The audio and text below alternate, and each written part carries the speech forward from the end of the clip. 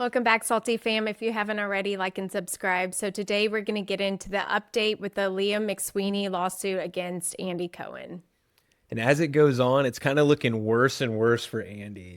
Just that it has gone on so long. It's like, man, this might like become something. She is not letting up, that is for sure. So No. this had previously gotten thrown out, and now her and her lawyers are trying to get the retaliatory campaign back into the lawsuit. Yes. So central to the filing is the claim of a coordinated retaliatory campaign by Andy Cohen to discredit McSweeney's claims shortly after the initial complaint.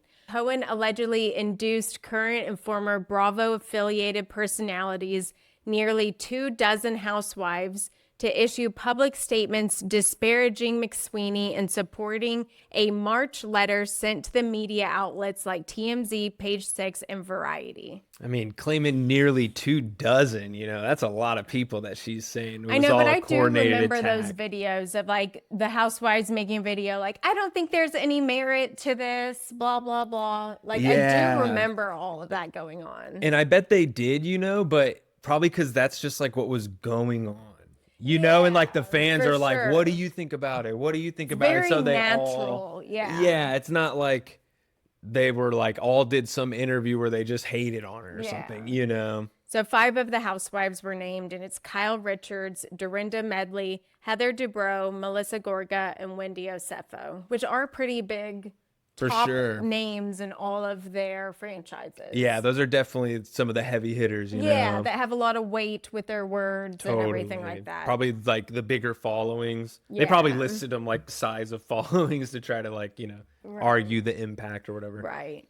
These actions in late February and early March 2024 are described as an entertainment industry blacklisting intended to punish and deter protected activity. Which, I think is all like kind of BS, like if you're suing your former employer, they don't need to blacklist you. Anybody else is going to be like, I don't know if I want to employ that person. They like sue you when the relationship is done, like, You think she blacklisted herself? yeah, like I doubt Andy was calling around. They're just like, oh man, we're not getting involved with her. Yeah, there's been no public response from Andy Cohen, Bravo, or anyone yet about any of this. So That's because it's gone on how it has, I feel like they're getting like more serious and they probably won't say anything publicly, and if this doesn't get dismissed, then they're going to have like depositions and stuff. So we might be seeing like videos of Andy getting deposed and them just trying to grill him, Oh my God, that would be so wild. So it could get pretty crazy. Yeah, for sure. And, I was wondering, like, how is she paying for all of this? This is like high dollar legal stuff to go up against Bravo For and NBC sure. and everything. And so I just looked up. Obviously, they're not telling us exactly how she's paying her Yeah, these are lawyers. just the ways you could. Yeah, but there's 3 standard structures. So you have contingency fee, and the lawyers take a percentage of an eventual settlement or damages won, often 33% to 40%. Which I think that's what's going on here. And I feel like they're pretty confident enough in her case to be like, hey, we'll do it. And just on that kind of a deal, Right.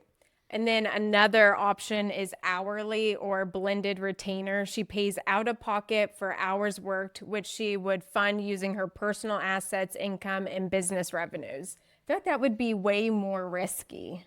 I don't think she could do that. Yeah. I don't think they would do that. I feel like it's all they think they're going to get some kind of settlement. Either it's going to go all the way and they'll get a huge one, or Andy will settle at some point, I guarantee there's just going to settle. What's interesting, he hasn't already, so it's almost like it's personal. Like none of this shit really happened. So like, no, I'm not going to settle, like we're going to beat you. Otherwise, you're going to keep coming back, Very true. Yeah, you never know. Third-party litigation funding is the third option that you can do, and it's financial backers pay the legal fees in exchange for a substantial cut of the final payout if she wins. I mean, that's basically funded by people who want to gamble on lawsuits,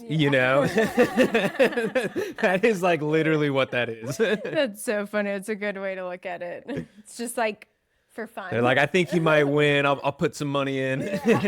You know, it's like, oh my gosh. I didn't even know that was like legal. Right.